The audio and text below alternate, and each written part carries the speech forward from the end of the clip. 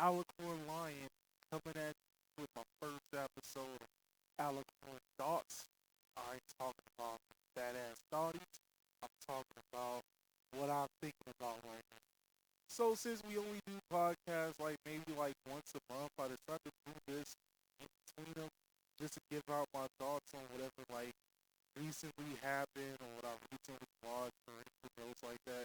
So, to start all this off, we're going to talk about the Video Game Awards that happened last night. So, Video Game Awards 2019.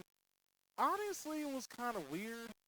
A lot of stuff that I actually wanted to talk about. We'll probably talk about it more in the podcast later on, like next week or whatever. But anyway, besides focusing on that, I wanted to talk about two things. I'm gonna talk about Death Stranding for a bit, and I'm gonna actually talk about my main topic, which is going to be about the fighting game part of it. So, starting off with Death Stranding, I know a lot of people were kind of pissed that Death Stranding didn't make video game best video game of the year in 2019. But honestly, I'm actually kind of glad. Now, here's the thing. I don't really hate Death Stranding. Death Stranding is pretty decent. It's a pretty good game. It was pretty well done. It had a very good story, narrative, and everything else like that. I understand that. I understand why a lot of people like this game and wanted this game to succeed as much as possible in this particular video game award ceremony. Now, of course, it did win some stuff, so it's not completely out of the blue. I mean, not out of the blue, but it's not completely out of the equation. It did win some awards, but me personally, I just can't really. I don't think it would have been fair if Death Stranding would have won Game of the Year this year. And here's the reason why. The game barely came out. Death Stranding, it hasn't been around long enough to even say that, oh yeah, um, this game kind of deserves it. It came out when? It came out last year, a little bit around this time. I mean, not last year. It came out last month, like November 8th. That's when the game came out. The Video Game Awards was like yesterday, which was like the 12th. The game has barely been out for a month. And you mean to tell me that this game, out of every other game that was nominated for Game of the Year, deserves Game of the Year? That's bullshit. And here's the reason. You know what? It is bullshit because at the end of the day, it's like it hasn't been around long enough for everybody to. It hasn't been around long enough for everybody to take everything in. It hasn't been around enough to see how long you'll last. It hasn't been around enough to see um how long everything was going to take place. It's stupid. It, here's the thing. Here's the thing. Here's the thing. Here's the thing. Here's the thing. My thing is Death Stranding. It's a good game. It's a good game. I want to just put that out there right now. Good. But it hasn't really went through any downs yet. And here's what I mean. Earlier this year, what was the main topic? What was the main game that everybody was talking about? One of the major games that everybody was talking about earlier this year was Resident Evil 2 Remake.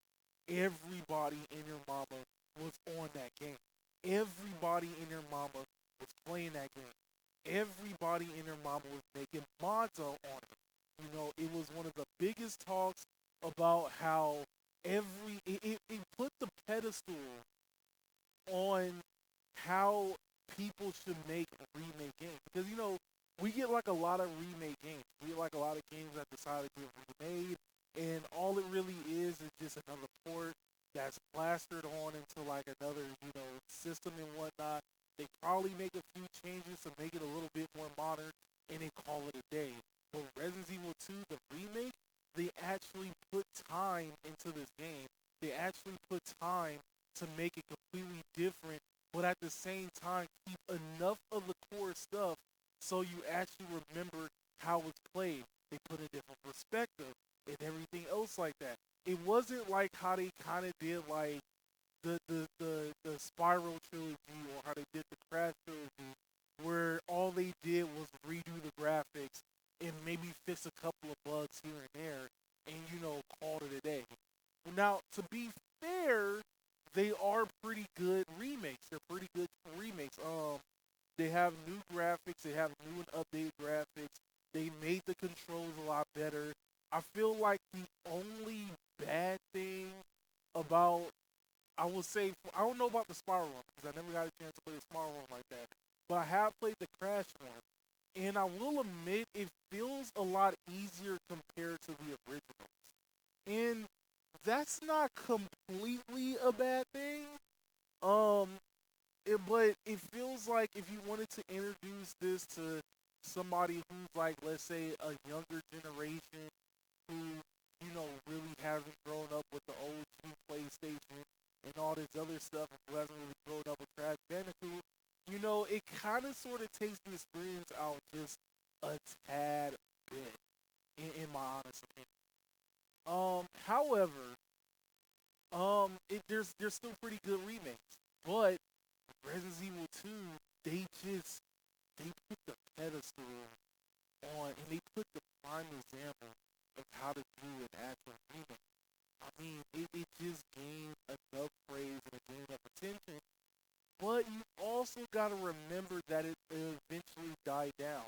Everybody moved on to something else, like the actual Game of the Year, Sekiro.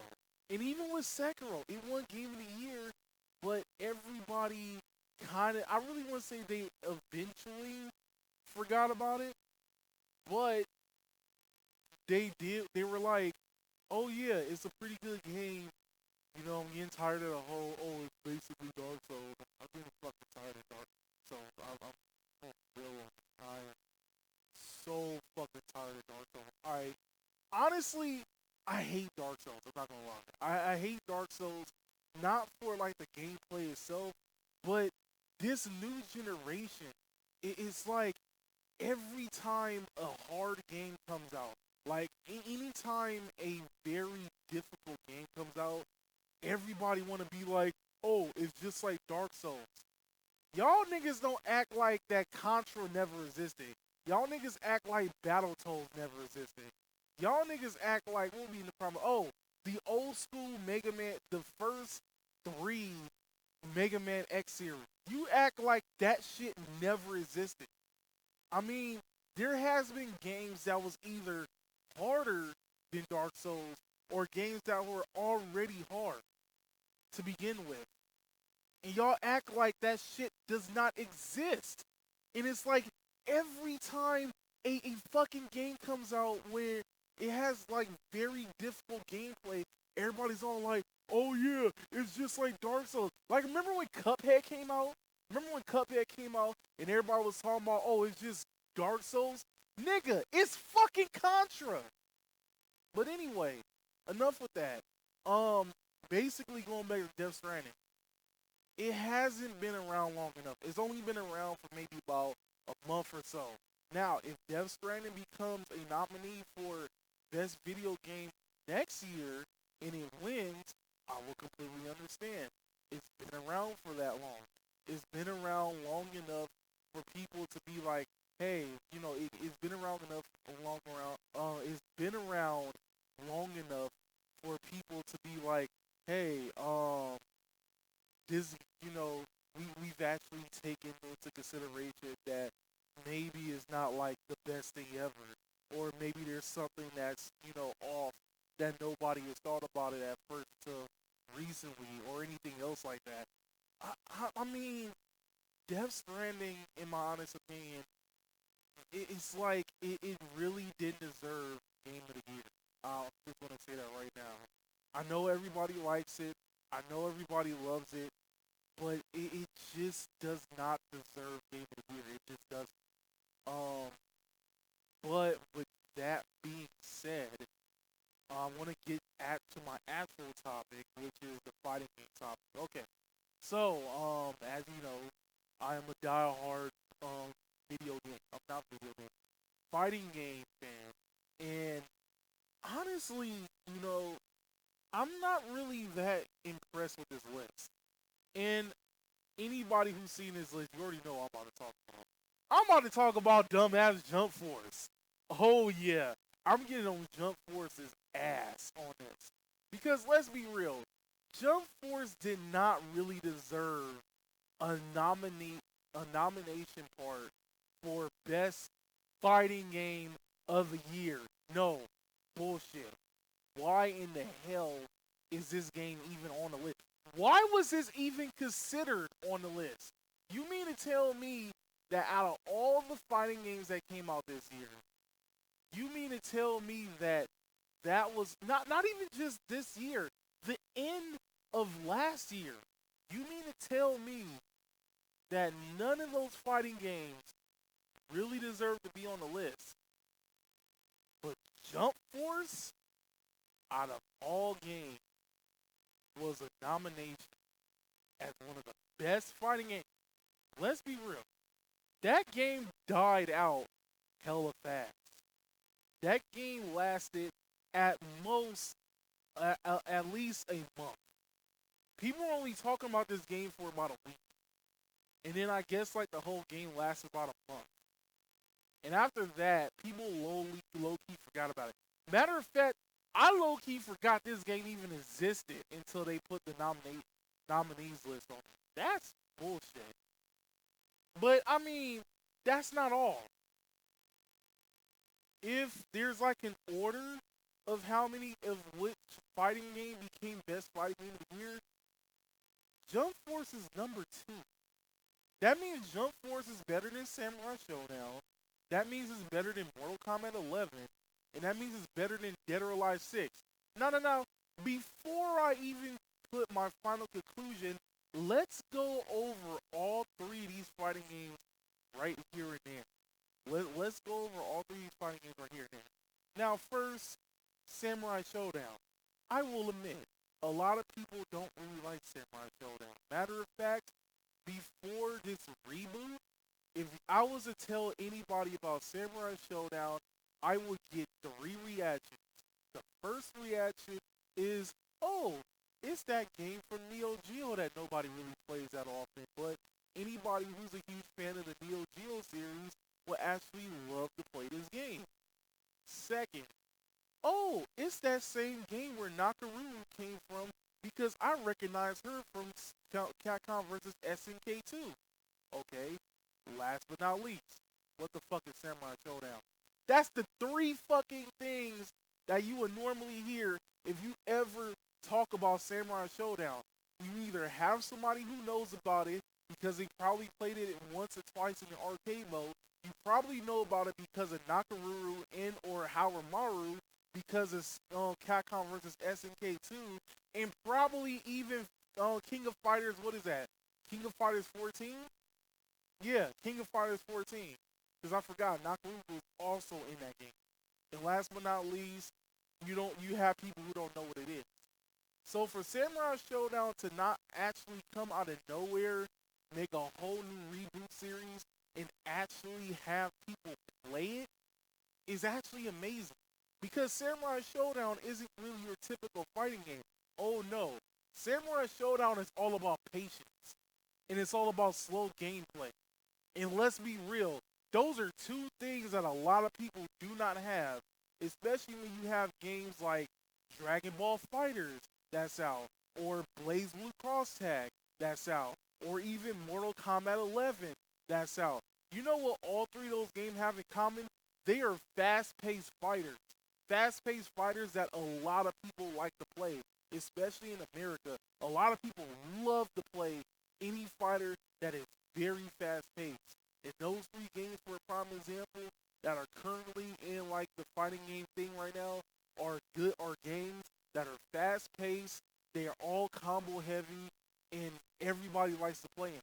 So I mean, for a game like Samurai Showdown to come out and not only have a new fan base and gather a good fan base, but to actually have decent viewings at Evo is amazing. Especially seeing that last year at Evo, the most tuned in fighting game was what? Dragon Ball Fighters, which was practically a very fast paced combo heavy fighting game. I mean, if you got people to watch Samurai Showdown, not even just watch Samurai Showdown, um, but to also attempt to play it when the game was barely even out by the time Evo came around. That's amazing. That's really amazing. Because of that, it definitely deserved best fighting game of the year. Matter of fact, I would have been happy if Samurai Showdown won best fighting game of the year because I feel like low key it deserves it. It brought in a crowd that nobody would have ever expected to come in. Then you have Mortal Kombat 11. In my personal opinion, I would have never thought that Mortal Kombat 10 would have been topped. I was like, you're not going to find out a way to top Mortal Kombat 10. It surprisingly did. Mortal Kombat 11, oh my god, it topped 10 times. Oh, no pun intended. Um, what I like about Mortal Kombat 11, besides like the amazing fatalities, is like the whole retro aspect. You know, I'm not really too much of a huge fan of time travel or anything else like that.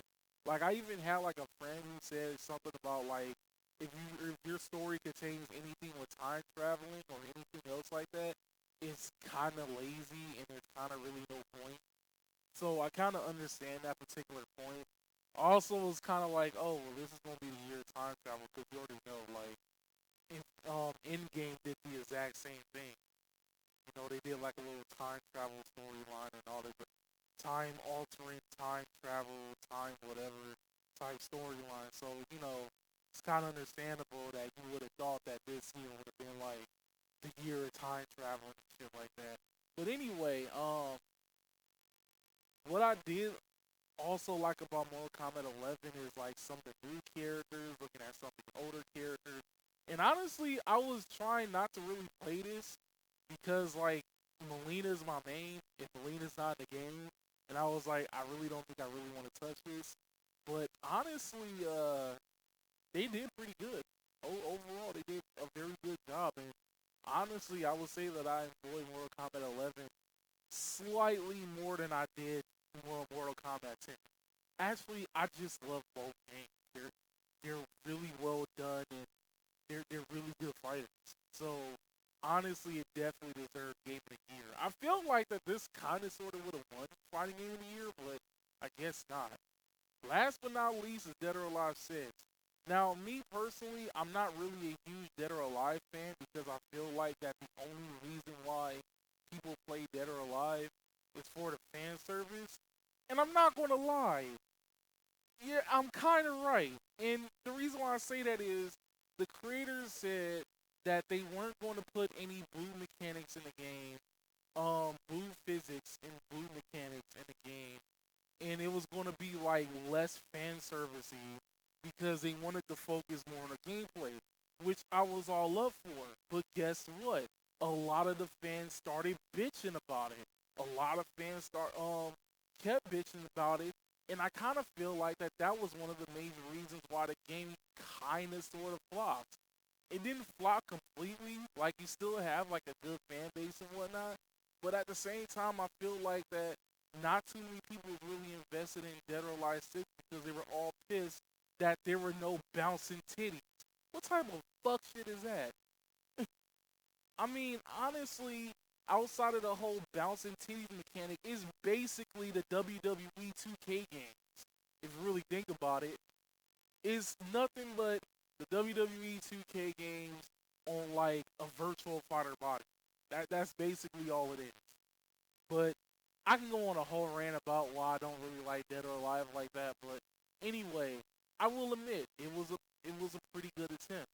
You know, changing the direction that they had to or they wanted to do and actually making it somewhat succeed. And I will admit, it has a pretty good roster of characters too. I have to say that it was pretty good. In its own way, it was actually pretty good, and I felt like it was a huge improvement compared to like the previous installment. But at the same time, you have like a lot of fans complaining, and there really wasn't that many fighting games that came out this year. So yeah, I mean, you even got Smash Brothers Ultimate, and people are still really debating on whether or not Smash Brothers is considered a fighting game or not. You still have people who do consider Smash Brothers a fighting game, and you have other people who decided that it was going to be more of a party game. But honestly, that's for like a whole nother video in itself. But you mean to tell me that Jump Force, out of all of those other fighting games, deserve to be on the list? That's complete and utter bullshit. Now, you also gotta think about this. You know what other anime fighting game came out this year? Kill la Kill. Yeah, the Kill la Kill fighting game came out this year, and guess what? Nobody's talking about it. You wanna know why? Because it's another generic anime fighter. It's just the same bullshit with a different anime on it, told a million fucking times. It's just the same bullshit.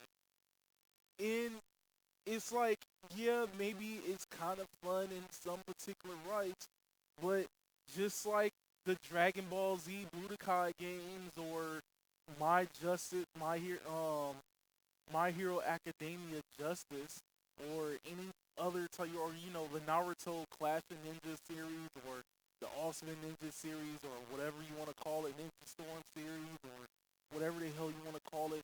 Just like all of those, they're basically the same fucking thing. You know what else came out this year? The One Punch Man fighting game. That also came out this year. And guess what? It's another generic anime fighter. The only cool thing about that game is if you beat Saitama, he just gets bored and walks away. You don't necessarily quote unquote beat him. He just actually walks away talking about how bored he is. I think that was actually pretty funny, putting it into the source material. I mean, keeping true to the source material. I think that's fucking funny in my honest opinion. But again, it's an anime fighter that a lot of people are going to eventually forget about, and just like that, they did. It got recognition for maybe about like a week and a half, and then everybody decided to start playing something else. Yeah, that's the whole point of anime fighters. Like eventually, everybody's just gonna stop playing. Eventually, everybody's just gonna be like, "Oh yeah, well, it's just another anime fighter. It's gonna get bored eventually." They're just gonna go back to Dragon Ball Fighter Z. They're just gonna go back to Tekken 7. They're just gonna go back to Street Fighter 5 or Mortal Kombat 11 or anything else like that. Why? Because they're legit fucking fighters. That's the reason why. So, with that being said, this is Alicorn Line with his thoughts, and I'm signing out.